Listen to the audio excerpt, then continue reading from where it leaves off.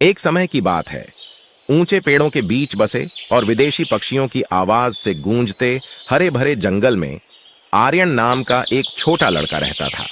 वह एक साहसी व्यक्ति था जो अपने घर के चारों ओर फैले जंगल के रहस्यों का पता लगाने के लिए हमेशा उत्सुक रहता था।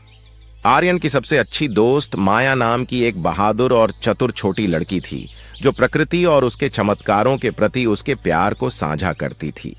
एक धूप भरी सुबह आर्यन और माया जंगल के बीचों बीच अपने सामान्य अभियान पर निकल पड़े। वे फूलों के चमकीले रंगों और पक्षियों के मधुर गीतों से आश्चर्यचकित हो गए।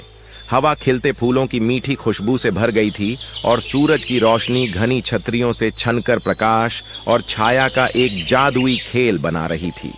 जैसे जैसे वे गहराई में गए, दोस्तों को एक छिपा हुआ रास्ता मिला जो उन्हें जंगल के एक गुप्त हिस्से में ले गया जिसे उन्होंने पहले कभी नहीं देखा था।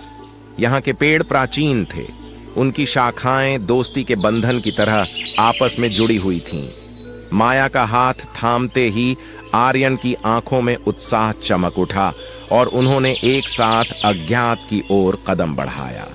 दोनों ने जल्द ही खुद को एक साफ स्थान पर पाया जहां कवि नाम का एक बुद्धिमान बूढ़ा हाथी खड़ा था। उसकी आंखों में जंगल में बिताए वर्षों की बुद्धिमत्ता झलक रही थी। कवि ने उनका गर्मजोशी से स्वागत किया और जंगल में सभी प्राणियों के बीच सद्भाव के महत्व के बारे में बात की। उन्होंने एकता, दयालुता और प्रत्येक जीवित प्राणी के परस्पर जुड़ाव की कहानियां साझा की। कवि के शब्दों से प्रेरित होकर आर्यन और माया ने पूरे जंगल में एकता और दयालुता का संदेश फैलाने का फैसला किया। उनका सामना मिलो नाम के एक शरारती बंदर से हुआ जिसने उनका संदेश सुनकर उनके साथ जुड़ने का फैसला किया। मिलो एक पेड़ से दूसरे पेड़ पर घूमता रहा, अन्य जानवरों के साथ बातें करता रहा और एकता की बात फैलाता रहा। हालांकि जंगल में हर कोई उनके संदेश के प्रति ग्रहणशील नहीं था। वीरा नाम का एक धूर्त लोमड़ी जो अपने चालाक तरीकों के लिए जाना जाता था ने एकता आंदोलन को अपनी योजनाओं के लिए खतरे के रूप में देखा।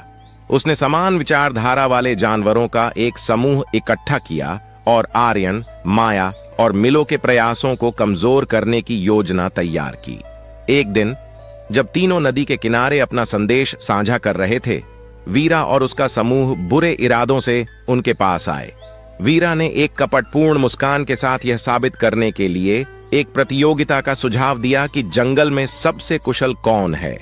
आर्यन, माया और मिलो ने एकता की शक्ति में विश्वास करते हुए चुनौती स्वीकार की।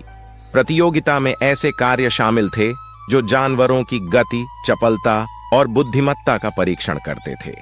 वीरा के धोखा देने के प्रयासों के बावजूद आर्यन, माया और मिलो ने असाधारण टीम वर्क का प्रदर्शन किया और कई जंगल निवासियों का दिल जीत लिया।